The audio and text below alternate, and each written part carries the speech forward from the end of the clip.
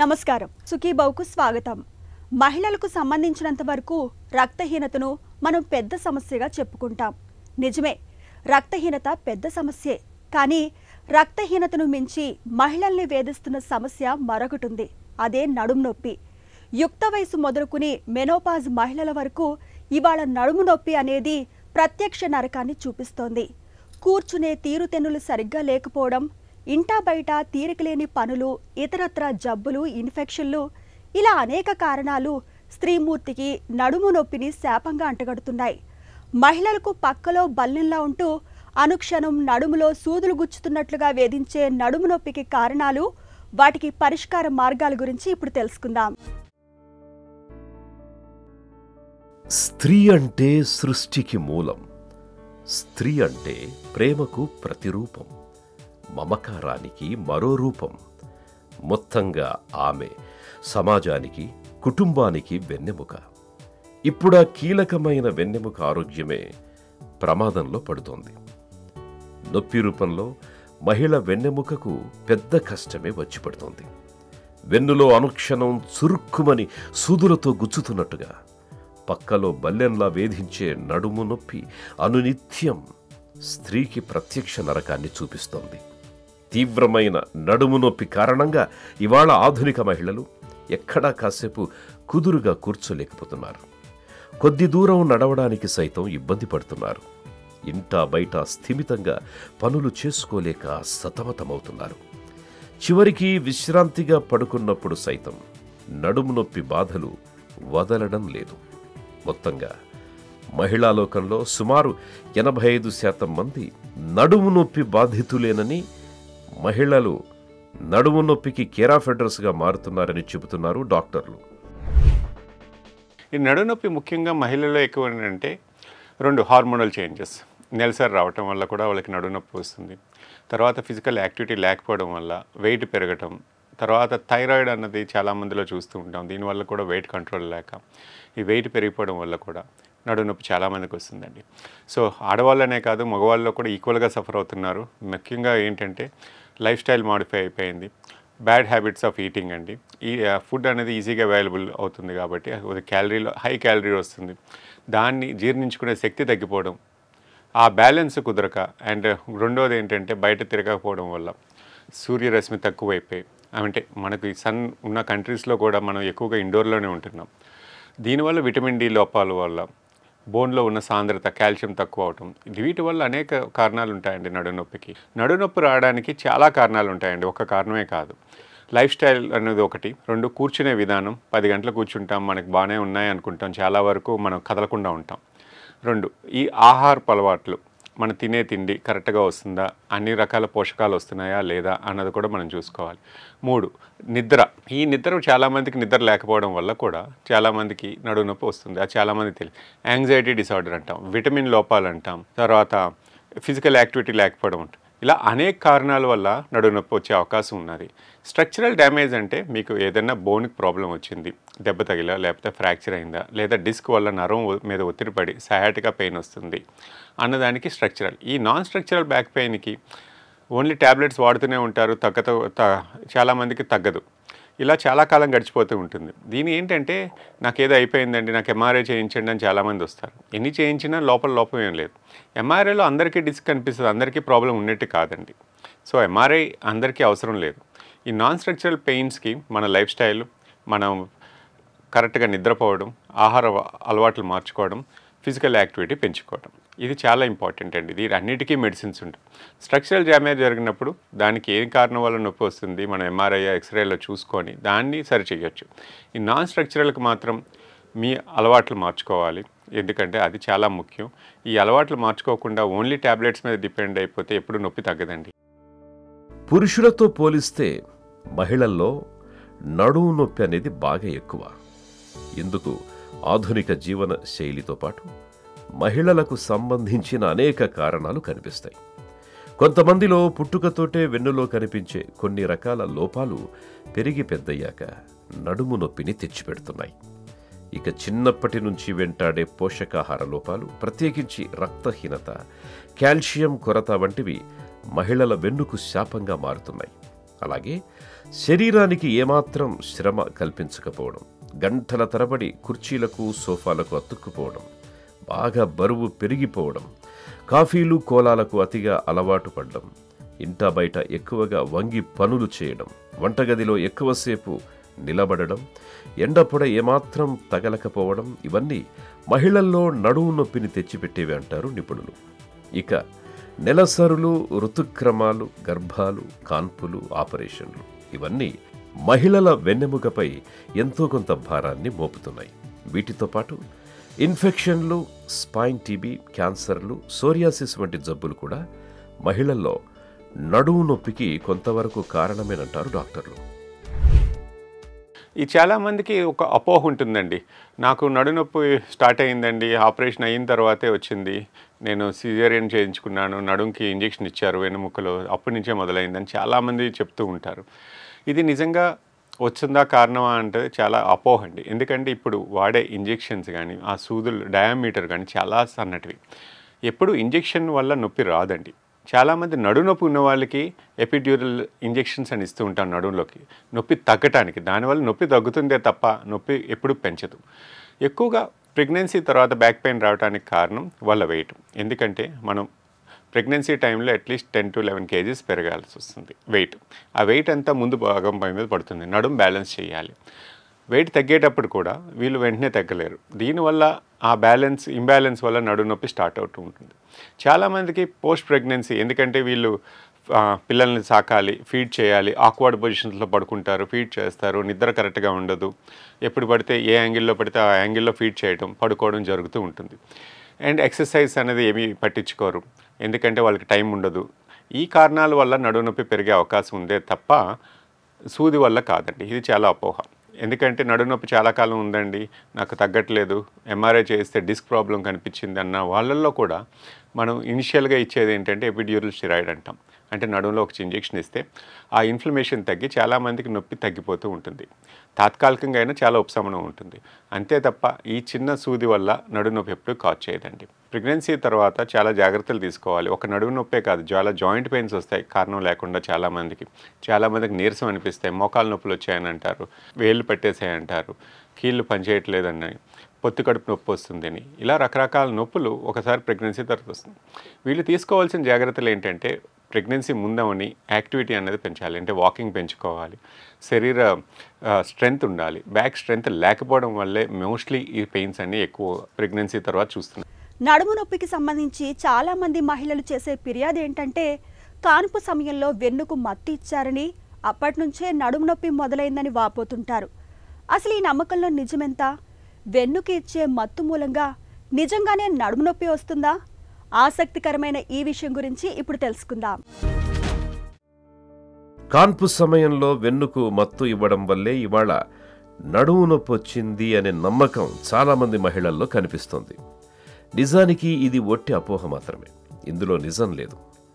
వెన్నుపూసలు అరిగిపోవడం, వెన్నుపూసలు పక్కలకు కదిలిపోవడం, వెన్నుపూసల మధ్యన ఉండే గుండ్రటి బంతిలాంటి డిస్కులు పక్కకొచ్చేయటం, స్పైనల్ కెనాల్ సన్నగా కుచించుకుపోవడం, వెన్నులోని నరాలపైన ఒత్తిడి పడడం వల్లే నడుములో నొప్పి మొదలవుతుంది. వెన్నులో సూదిపోట్లలా గుచ్చుతూ తీవ్రమైన నొప్పితో వేధించే నడుము నొప్పి మహిళలకు ప్రత్యక్ష నరకాన్ని చూపిస్తుంది. నడుము నొప్పి కారణంగా ఎక్కడా కాసేపు కుదురుగా కూర్చోలేకపోతారు. ఇంటా బయట ఏ పని సాఫీగా చేసుకోలేరు. కొంతమందికి ఉదయం పూట నొప్పి ఎక్కువగా ఉండి నడుము కండరాలు పట్టేస్తుంటాయి, కిందకు వంగలేకపోతారు. మరికొంతమందికి కొద్ది దూరం నడవడం కూడా కష్టంగా ఉంటుంది. ఇక నరం మీద ఒత్తిడి పడుతున్నప్పుడు నడుము కింది భాగం నుంచి తొడలగుండా కాలిలోకి నొప్పి పాకుతుంటుంది. ఈ పరిస్థితిలో నడుములో నొప్పితో పాటు భుజాలు, చేతులు తిమ్మిరెక్కి మొద్దుబారిపోతాయి. ఖచ్చితంగా బ్యాక్ పెయిన్ అన్నది ఒక మహిళల మీద చాలా ప్రభావం చూపిస్తుందండి. ఏ విధంగా అంటే పోస్ట్ ప్రెగ్నెన్సీ చాలామంది నాకు బ్యాక్ పెయిన్ స్టార్ట్ అయిపోయిందండి. అప్పటి వరకు ఐటీ ప్రొఫెషన్లో చాలామంది చూస్తాం, ప్రొఫెషనల్గా బాగా రాణించిన వాళ్ళు. ప్రెగ్నెన్సీ తర్వాత ఈ బ్యాక్ పెయిన్ వల్ల జాబ్ క్విట్ చేసే వాళ్ళు కూడా చాలామంది ఉంటారు. చాలామందికి ఇంకా అక్కడితో జీవితం ఆగిపోయింది అనుకుంటారు. పిల్లలు సాకిన తర్వాత పెద్దవాళ్ళు అవుతుంది. తర్వాత ఏంటంటే నా నడునొప్పి సహకరించట్లేదండి, నేను కూర్చోలేకపోతున్నాను, ఆఫీస్కి వెళ్ళటం కష్టంగా ఉంది, నేను జాబ్ మానేయాల్సి వచ్చింది. ఇలా చాలామంది వాళ్ళ లైఫ్ ఆగిపోతూ ఉంటుంది, ప్రొఫెషనల్ లైఫ్. దీనికి వాళ్ళు ఖచ్చితంగా జాగ్రత్తలు తీసుకోవాలంటే ప్రెగ్నెన్సీ ముందైనా కానీ ఇంపార్టెంట్ థింగ్ ఏంటంటే వాళ్ళు స్ట్రెంగ్త్ ట్రైనింగ్ ఎప్పుడు మర్చిపోతారు. జాబ్లో పడి ఎప్పుడు వాళ్ళు ఫిజికల్ స్ట్రెంగ్త్ గురించి, ఎమోషనల్ ఫ్యాక్టర్స్ గురించి చాలామంది ఆలోచించరు. ఒక మహిళ కంటే తప్పదు, it's a life time event. Pregnancy అన్నది జీవితంలో ఎప్పటికప్పుడు జరగాల్సింది. ఈ ప్రెగ్నెన్సీ వల్ల చాలా మార్పులు జరిగిపోతాయి. చాలామంది ఏంటంటే వెయిట్ గెయిన్, ఎమోషనల్ ఫ్యాక్టర్స్ తట్టుకొని చాలామందికి బయటపడగలరు. కానీ కొంతమంది చాలా కాలం బయటపడలేరు. వాళ్ళ శరీరం తట్టుకునే శక్తి చాలా తక్కువ. ఆ ఫిజికల్ స్ట్రెంగ్త్ లేకపోవడం వల్ల, ఆ బ్యాక్ పెయిన్ ఉన్నది కూడా ఈ వెయిట్ తగ్గకపోవడం వల్ల, ఈ మల్టిపుల్ ఫ్యాక్టర్స్ వల్ల వాళ్ళకి బ్యాక్ పెయిన్ చాలా వరకు తీవ్రం అయిపోతుంది. ఏదైనా ఎంఆర్ఐ చేస్తే చాలా తక్కువ మందికి ఏదో ఫిజికల్గా స్ట్రక్చరల్గా డ్యామేజ్ ఉంటుంది తప్ప, బట్ 80 to 90% స్ట్రక్చరల్ డ్యామేజ్ కాదండి, లైఫ్ స్టైల్ వల్ల. మునుపు ఏ యాక్టివిటీ లేకపోవడం, పూర్వకాలంలో జస్ట్ నార్మల్ డెలివరీస్ చాలా కాలం అయ్యాయి, ఫిజికల్గా స్ట్రాంగ్ ఉండేవారు, చాలా దూరం నడిచేవారు, యాక్టివిటీస్ ఇంటి పనులతో అయిపోయాయి. ఇప్పుడున్న లైఫ్ స్టైల్లో ఆ యాక్టివిటీస్ అన్నీ తగ్గిపోయాయి. ఈ తగ్గిపోవడం వల్ల స్ట్రెచబిలిటీ కానీ, వాళ్ళ కండరాల లోపం కానీ చాలా ఎక్కువైపోయాయి. ఇది తట్టుకోలేక నడుము మీద చాలా భారం పడుతుంది. దీనివల్ల ప్రొఫెషనల్గా చాలామంది లైఫ్ ఆపేసుకుంటున్నారు. గర్భంతో ఉన్నప్పుడు నడుము చుట్టూ ఉండే కండరాలు బాగా ఒత్తిడికి గురవుతాయి. కాన్పు తరువాత పొట్ట తిరిగి మామూలు స్థితికి వచ్చేసిన కండరాలు తిరిగి బలం పుంజుకోవడానికి కాస్త టైం పడుతుంది. ఇలాంటప్పుడు మనలో చాలామంది వ్యాయామానికి పెద్దగా ప్రాధాన్యతనివ్వరు, పూర్తిగా బెడ్ రెస్ట్ తీసుకుంటారు. ఫలితంగా బలహీనపడ్డ కండరాల కారణంగా కొంతమందిలో నడుము నొప్పి అనేది సమస్యగా మారుతుంది. గర్భంతో ఉన్నప్పుడు, కాన్పు తరువాత వ్యాయామంపై దృష్టి పెడితే చాలా వరకు నడుము నొప్పిని మనం నివారించుకోవచ్చు. ఇక నడుము నొప్పితో బాధపడుతున్నప్పుడు మనలో చాలామంది పెయిన్ కిల్లర్స్కు అలవాటు పడుతుంటారు. నడుముకు బెల్ట్ పెట్టుకుంటారు, ఫిజియోథెరపీ, మసాజులను ప్రయత్నిస్తారు. ఇవి కొంతవరకు మేలే, కానీ పూర్తిగా వీటిపైనే ఆధారపడడం మంచిది కాదు అని చెబుతున్నారు డాక్టర్లు. సో ప్రతి బ్యాక్ పెయిన్కి ఎంఆర్ఐ అవసరం లేదండి. మీకు నడునొప్పి ఉందనగానే కొన్ని పరీక్షలు చేస్తారు, క్లినికల్గా కూడా మిమ్మల్ని చెక్ చేస్తారు. దానికి కొరిలేట్ అవుతుంది, ఓకే ఇది ఏదైనా డిస్క్ ప్రాబ్లం అయ్యిండొచ్చు, లేకపోతే ఈ నొప్పికి కారణం ఇంకేమైనా ఉందా, ఫీవర్ తోటి ఏమైనా వస్తుందా అన్నప్పుడు కొన్ని పరీక్షలు తప్పవు. అంతేగాని అందరికీ నడునొప్పి వచ్చినంత మాత్రాన ఎక్స్రేస్, ఎంఆర్ఐలు చేయించేయడం కాదు. కొన్నిసార్లు బ్లడ్ టెస్ట్ అడుగుతాం, విటమిన్ లోపాల వల్ల కూడా నడునొప్పి రావచ్చు. విటమిన్ B12 తక్కువైనా, విటమిన్ D తక్కువైనా వీటి వల్ల కూడా ఇబ్బందులు వస్తూ ఉంటాయి. అదర్ ఫ్యాక్టర్స్ని కూడా కన్సిడర్ చేయాలండి. ఒక లైఫ్ స్టైల్, చాలామంది ఆఫీస్లో చెప్తూ ఉంటాం, కదలకుండా కూర్చోవద్దండి, ఎవ్రీ హాఫ్ అన్ అవర్ లేచి స్ట్రెచ్ చేసుకుంటూ ఉండాలి, బాడీకి మూమెంట్ ఉండాలి, సర్క్యులేషన్ పెంచుతూ ఉండాలి. ఇలాంటివన్నీ యాక్టివిటీస్ మనం రెగ్యులర్గా చేసుకుంటూ ఉంటే, మన మజిల్స్ అన్ని యాక్టివ్గా ఉంటే ఇలాంటి నొప్పులకు చాలా దూరంగా ఉండే అవకాశం ఉంటుందండి. ఏదన్నా ఆహారపు అలవాట్లు, ఎక్సర్సైజ్ని బీట్ చేసేది ఏదీ లేదండి. సో నేచురల్ వేస్ ఆఫ్ క్యూరింగ్లో మోర్ ఇంపార్టెన్స్ ఇవ్వాలి. వాటి వల్ల అవ్వలేదు, ఏదైనా కారణం మీద సఫర్ అవుతున్నారు అని అంటే అప్పుడు మెడికల్ ట్రీట్మెంట్ అడ్వైస్ తీసుకొని దాని పరంగా యూజ్ చేయడం మంచిదండి. నడుము నొప్పి బాధిస్తున్నప్పుడు నొప్పి నుంచి ఉపశమనం పొందడానికి చాలామంది ఏదో ఒక పెయిన్ కిల్లర్ను వేసుకుంటూ ఉంటారు, లేదంటే నడుముకు బెల్ట్ పెట్టుకోవడమో, ఫిజియోథెరపీ, మసాజులు చేయించుకోవడమో చేస్తుంటారు. మరి వీటితో నిజంగానే నడుము నొప్పి తగ్గుతుందా? అసలు నడుము నొప్పికి ఎలాంటి వైద్యం తీసుకోవాలి? వేధించే నడుము నొప్పికి అందుబాటులో ఉన్న చికిత్సల గురించి ఇప్పుడు తెలుసుకుందాం. మహిళల్లో నడుము నొప్పికి అసలైన మూల కారణాన్ని తెలుసుకునేందుకు ఒక్క ఎక్స్రేలో రక్త పరీక్షలతో పాటు రక్తహీనత, కాల్షియం, ఫాస్ఫరస్ వంటి సూక్ష్మ పోషకాల కొరతల్ని నిర్ధారించుకోవాలి. B12, విటమిన్ D3 వంటి పరీక్షల్ని తప్పనిసరిగా చేయించాలి. మూల కారణాన్ని పసిగట్టడం ద్వారా నడుము నొప్పికి మేలైన చికిత్సల్ని అందించవచ్చు. నడుము నొప్పితో బాధపడే మహిళల్లో 90% మందికి సర్జరీ వరకు వెళ్లకుండానే కేవలం మందులు, ఫిజియోథెరపీ వంటి వాటితో నొప్పిని తగ్గించవచ్చు. రోజు కాసేపు నడక, బరువును అదుపులో ఉంచుకోవడం, హై బీపీ, షుగర్ వంటి వాటిని చక్కగా నియంత్రించుకోవడం, రోజు కాసేపు నీరెండకు నిలబడడం, ఇలాంటి చిన్న చిన్న జాగ్రత్తల సాయంతో నడుము నొప్పి నుంచి చక్కగా ఉపశమనాన్ని పొందవచ్చు. నడుము నొప్పి మరీ తీవ్రంగా ఉండి మలమూత్రాలపై నియంత్రణ లేనప్పుడు వెన్నులో డిస్కులు జారి వంకర్లు వచ్చినప్పుడు, ట్యూమర్లు ఉన్నప్పుడు, ఇలాంటి సందర్భాల్లో తప్పనిసరిగా సర్జరీలు చేయాల్సి ఉంటుంది. కీహోల్, పిన్ హోల్ పద్ధతులు అందుబాటులోకి వచ్చిన నేపథ్యంలో ఇవాళ వెన్నుకు సర్జరీ చేయడం అన్నది చాలా సులువు, తేలిక అని చెబుతున్నారు డాక్టర్లు. ప్రతి బ్యాక్ పెయిన్లో చాలా రకాలు ఉంటాయి. స్ట్రక్చరల్ అన్నారు, నాన్ స్ట్రక్చరల్ అనుకుంటాం. నాన్ స్ట్రక్చరల్గా అసలు ఆపరేషన్ అనేది సమస్యే కాదు. సో ఆపరేషన్ అనేది స్ట్రక్చరల్గా వచ్చినా కూడా చాలా వరకు సర్దుకునే అవకాశం ఉన్నది. మీకు ఎంఆర్ఐలో చాలామంది రిపోర్టులు పంపిస్తారు, నాకు డిస్క్ ఉందండి, ఏమైపోతుంది, నాకు ఏమైనా ఆపరేషన్ చేయాలా లేదా కాలు పోతుందా అని. ఎంఆర్ఐ రిపోర్ట్ని బట్టి ఎప్పుడూ ఆపరేషన్ ఉండదండి. ఎంఆర్ఐ ఒక సాధనం అంతే. దానివల్ల తీవ్రత ఎంత ఉంది అని తెలుసుకోవడానికే తప్ప, డిస్క్ ప్రాబ్లం ఉందా లేకపోతే వేరే ఏమైనా లోపం ఉందా అని తెలుసుకోవడానికే తప్ప ఎంఆర్ఐ ఎప్పుడు మీకు సర్జరీ చేయాలా లేదా అనేది ఒక ప్లానింగ్కి అవసరం ఉంది. సర్జరీ చేయాలా లేదా అన్నది మీ ఇబ్బందులను బట్టి, వైద్యుడు చేసే పరీక్షలను బట్టి రెండు కొరిలేట్ అయితేనే మీకు ఆపరేషన్ చేయాలా లేదా, చేస్తే మీకు రిలీఫ్ వస్తుందా లేదా, ఆ రెండు చూసుకోవాలండి. సో ప్రతి నొప్పికి ఆపరేషన్ అన్నది కాదు. చాలా వరకు ఏంటంటే నడుము నొప్పి చాలామందికి డిస్క్ అనిపిస్తుంది, కొంతమందికి నరం లాగుతూ ఉంటుంది, కాళ్ళు ఇబ్బంది పెడుతూ ఉంటుంది, తిమ్మిరి పట్టిందంటారు, లేకపోతే కొన్ని అడుగులు వేస్తే ఇబ్బంది పడుతున్నానండి, కూర్చోవాలనిపిస్తుంది అంటారు, ఎక్కువసేపు నించోలేకపోతున్నాను, కాలు గుంజేస్తుంది, మొద్దు బారిపోతుంది. ఇలాంటి ఉన్నప్పుడు వైద్యుడు చేసినప్పుడు కూడా మజిల్ వీక్నెస్ కానీ సెన్సేషన్లో కూడా ఏమైనా లోపం జరిగితే ఇవన్నీ కొరిలేట్ అయితే ఎంఆర్ఐ చేయించి అప్పుడు డిస్క్ ఉన్నదండి, దీనివల్ల కారణం అని ఎతికి చెప్పచ్చు. చాలామందికి డిస్క్ ఉన్నంత మాత్రాన్ని ఇలాంటి సిమ్టమ్స్ ఏమీ ఉండవు, ఓన్లీ నడునొప్పే ఉంటుంది చాలా వరకు, దానికి ఆపరేషన్లు ఉండవండి. మోస్ట్లీ ఏ బ్యాక్ పెయిన్ కన్నా ముందు వచ్చినప్పుడు లేకపోతే కాళ్ళు ఆగుతుంది అన్నప్పుడు ఫిజియోథెరపీ అంటే కొన్ని ఎక్సర్సైజ్లు చెప్తాం, నడుము దృఢత్వం పెంచడానికి కొన్ని ట్యాబ్లెట్స్ వాడతాం, ఆ నెర్వ్ ఇరిటేషన్ తగ్గించడానికి. ఇవన్నీ అవ్వట్లేదు అన్నప్పుడు కూడా మధ్యలో ఒక ఎపిడ్యూరల్ ఇంజెక్షన్ ఇస్తాం. ఏమైనా ఇంజెక్షన్ ఇస్తే ఇన్ఫ్లమేషన్ తగ్గుతుందా, దానివల్ల అయితే నష్టం లేదు, తగ్గుతుంది చాలామందికి, కానీ ఎంతకాలం తగ్గుతుంది అన్నది కూడా చెప్పలేం. సో ఒక్కొక్కసారి ఏంటంటే బోన్స్ పక్క జరుగుతూ ఉంటాయి, ఇవి కూడా ఎక్స్రేలో తెలుస్తూ ఉంటాయి, పర్టికులర్ యాంగిల్లో చేస్తూ ఉంటాం. ఎవరైనా వైద్యుడు చెప్పాడు పరీక్ష చేసి మీకు డిస్క్ ప్రాబ్లం ఉంది, దీనివల్ల మీకు నరం నొక్కుతుంది, దీనివల్లే కాలు గుంజుతుంది, చేయించుకుంటే ఇబ్బంది తగ్గుతుంది అన్నప్పుడు ఆలోచించకుండా చేయించుకోవడం మంచిదండి. ఎందుకంటే చాలామంది నెగ్లెక్ట్ చేస్తారు ఆ పెయిన్ని. నేను కూర్చుంటున్నాను, ఎక్కువ నడవట్లేదు, ట్యాబ్లెట్స్ వేసుకొని కాలక్షేపం అంటే టైంకి గడిచిపోతుంది అనుకున్నప్పుడు ఆ మార్పులు అనేది బాడీలో ఎక్కువైపోతూ ఉంటాయి. ఆ ఎక్కువైపోయిన మార్పుల్ని రివర్సిబుల్ అంటే మళ్ళీ వెనక్కి రావటం చాలా కష్టం అవుతుంది. అలా డిసీజ్ని కూడా పెంచుకునే అవకాశం మంచిది కాదండి. ఇప్పుడు బ్యాక్ పెయిన్ ట్రీట్మెంట్స్ అన్నది అంటే మోస్ట్లీ మన ఫిజికల్ థెరపీ అంటే రకరకాల ఫిజియోథెరపిస్టు, తర్వాత అల్ట్రాసౌండ్ కానీ, ఐఎఫ్టీ అని కానీ, మజిల్ స్టిమ్యులేట్ చేయడం, వీక్ ఉన్న మజిల్స్ ఇన్ఫ్లమేషన్ తగ్గించడం. సైంటిఫిక్గా సర్జికల్లో కూడా చాలా అప్రోచెస్ వచ్చాయండి. మినిమల్ ఇన్వేజివ్ అంటే కోత తక్కువ, ఎండోస్కోపిక్ అంటాం, కట్ చేయకుండా చిన్న కెమెరా పంపించి ఆపరేషన్ చేయడం కూడా. దీనివల్ల ఏంటంటే ఉదయం చేస్తే డిస్క్ ప్రాబ్లం ఉన్న వాళ్ళు సాయంత్రం నడవచ్చు, రెండో రోజు వెళ్ళిపోవచ్చు కూడా ఇంటికి. సో ఆపరేషన్కి భయపడాల్సిన అవసరం లేదండి. సైంటిఫిక్గా చాలా అడ్వాన్స్మెంట్స్ ఉన్నాయి. ప్రివెన్షన్ ఇప్పుడు ఆల్వేస్ బెటర్ అంటామండి. ఏదైనా వచ్చిన తర్వాత క్యూర్ చేసుకోవడం చాలా కష్టం. ప్రివెన్షన్ అనేది చాలామందికి నచ్చదని కాదు, నెగ్లిజెన్స్లో పోతూ ఉంటుంది మనకి. ఎందుకంటే మన రోజు లేచి నడవాలి అన్నదానికి చాలామంది నాకు టైం లేదండి అంటారు. నడిచే మినిమం నడక అన్నది బాడీకి కావాలి. కాళ్ళు ఉన్నంతసేపు నడవాలి, దట్ కాళ్ళకి ఎక్సర్సైజే కాదు, మొత్తం శరీరానికి ఎక్సర్సైజ్ అది.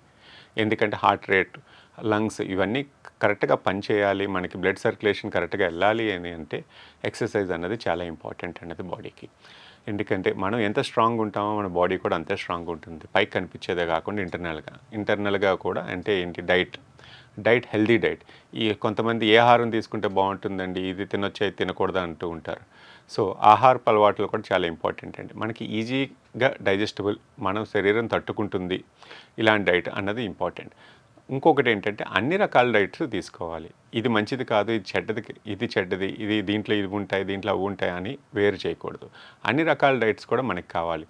ఎందుకంటే ఒక్కొక్క దాంట్లో యాంటీ ఆక్సిడెంట్స్ అంటాం, ఒక దాంట్లో విటమిన్స్ అంటాం, ఒక దాంట్లో ప్రోటీన్స్ అంటాం. సో వెజిటేరియన్ ఇవ్వండి, నాన్ వెజిటేరియన్ ఇవ్వండి, ఫ్రూట్స్ ఇవన్నీ సమతుల్యంగా ఉంటేనే అది ప్రాపర్ డైట్ అంటామండి. ఎందుకంటే బాడీ రిక్వైర్స్ ఎవ్రీథింగ్, అన్ని రకాల పోషకాలు కూడా శరీరానికి కావాలి. ఇంటర్నల్గా ఎక్స్టర్నల్గా రెండు ఉంటేనే మనం ప్రివెంటివ్ స్టెప్స్ అంటాం. నడుము నొప్పి నుంచి ఉపశమనం పొందడం, పూర్తిగా నివారించుకోవడం మన చేతుల్లోనే ఉన్నాయి. ఇందుకు మన రోజువారీ ఆహారంలో కాల్షియం లభించే పాల ఉత్పత్తుల్ని బాగా తీసుకోవాలి. ప్రతిరోజు ఒక గ్లాసెడు పాలు తాగడాన్ని అలవాటుగా మార్చుకోవాలి. శరీరానికి చాలినంత శ్రమను కల్పించాలి. వీలు దొరికినప్పుడల్లా లేత ఎండకు కూర్చోవాలి. ప్రతిరోజు కాసేపైన ఈత, సైక్లింగ్ వంటి వ్యాయామాలు చేయాలి. కుర్చీలకు, సోఫాలకు అతుక్కుపోకుండా మధ్య మధ్యలో లేచి తిరుగుతుండాలి. కుర్చీలో నిటారుగా కూర్చొని పనులు చేసుకోవాలి. కిందకు వంగాల్సి వచ్చినప్పుడు నడుమును వంచకుండా మోకాళ్లపై వంగాలి. గర్భంతో ఉన్నప్పుడు కాన్పయ్యాక వ్యాయామాలు తప్పనిసరిగా చేయాలి. బరువును అదుపులో ఉంచుకోవాలి. ఈ జాగ్రత్తలు వెన్నెముకను ఆరోగ్యంగా ఉంచడంతో పాటు నడుము నొప్పి వంటి సమస్యల్ని చాలా వరకు దూరంగా ఉంచుతాయి. నడుము నొప్పిని నివారించుకోవడం అన్నది మన చేతుల్లోనే ఉంది. చాలినంత విశ్రాంతి, పని చేస్తున్నప్పుడు, కూర్చున్నప్పుడు సరైన భంగిమలు పాటిస్తుంటే చాలు, వెన్నుముక ఆరోగ్యం చక్కగా ఉంటుంది. ఇక నడుము నొప్పి మరీ తీవ్రంగా ఉన్నప్పుడు, మందులతో కూడా ఫలితం లేనప్పుడు సర్జరీకి వెళ్లడం అన్ని విధాలా మేలు.